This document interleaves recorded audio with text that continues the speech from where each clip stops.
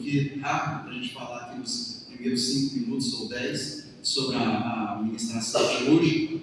E uma coisa curiosa sobre Coríntios, irmãos, é que é o primeiro lugar da Grécia que Paulo investe um longo tempo de ensino.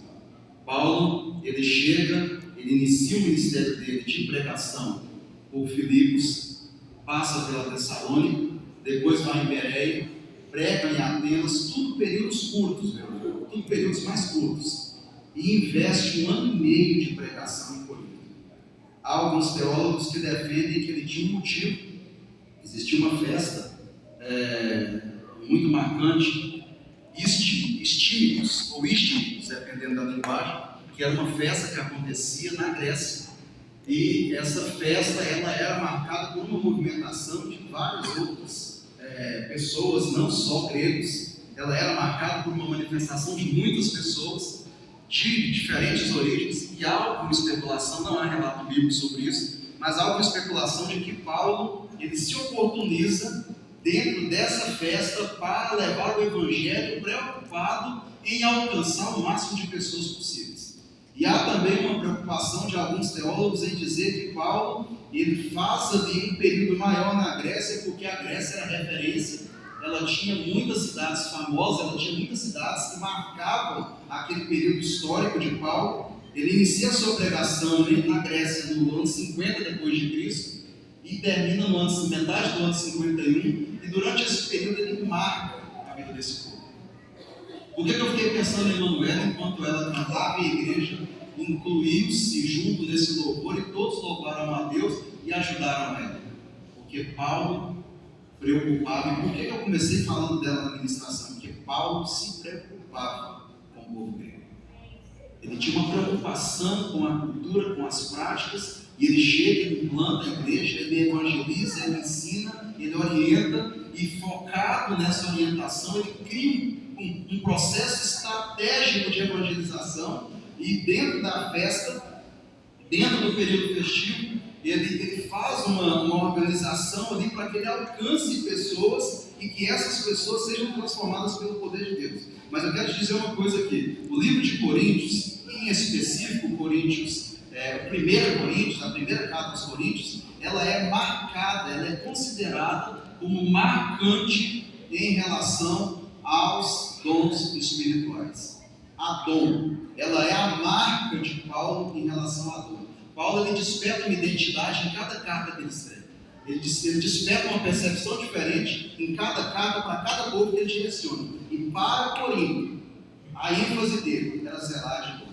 Sabe por que a ênfase dele? Eu agora falo, não teólogo, não especificamente no texto bíblico. Sabe por que eu acredito que Paulo ele tinha uma preocupação em zelar de dons dentro de Coríntios? Porque além de ser uma casa influente, era um povo muito orientado, era um povo muito culto, era um lugar de alimentação daquela região. Não sei se você já assistiu a história de Corinto no YouTube ou em qualquer outro lugar, em qualquer outro documentário. Corinto ele tinha um vale que dividia duas partes da cidade. E esse vale era o vale que fazia-se a estocagem e a descarga das barcas que alimentavam toda aquela região.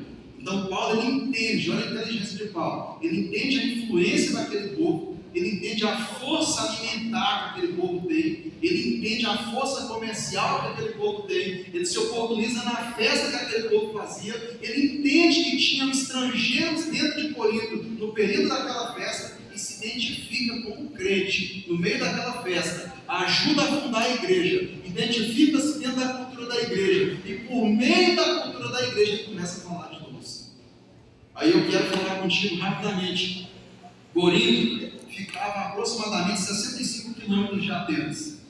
Preste atenção, ficava a aproximadamente 65 quilômetros de Atenas. E ele passa por Atenas, uma passagem rápida de evangelização por Atenas, e se direciona a Corinto. E a dele faz sentido. Deixa eu te falar um negócio, já nessa abertura desse texto. Dons, Deus tem para quem Ele quer, para quem dá lugar e para quem trabalha. Olha para mim, olha para você, olha para o pastor, olha para esse ancião, querido e amado pastor Ronaldo, que eu considero meu segundo pai. Olha para cada um e reflita nos dons que nós temos. Quantos dons acumulados dentro dessa congregação agora em torno dessas 100 pessoas que estão por aqui. Em torno de 100 pessoas que estão aqui dentro agora. Então, os musicais, inteligência musical, inteligência matemática, inteligência emocional, inteligência linguística, inteligência retórica, inteligência de discurso, inteligência de oratória, inteligência manual. Irmãos, tem irmãs que assumem essas salinhas aqui em cima. Eu falo porque eu só enxerguei isso nas propriedades depois que eu participei da liderança das crianças. Tem irmãs que assumem essas salinhas como se fosse a família delas. Tem irmãs que assumem essas crianças como se fosse a sala de aula delas. Estão profeticamente lidando ali naquela sala de aula como se fosse a futura sala de aula delas, que estudarão ou estão estudando pedagogia para assumir aulas no ensino secular.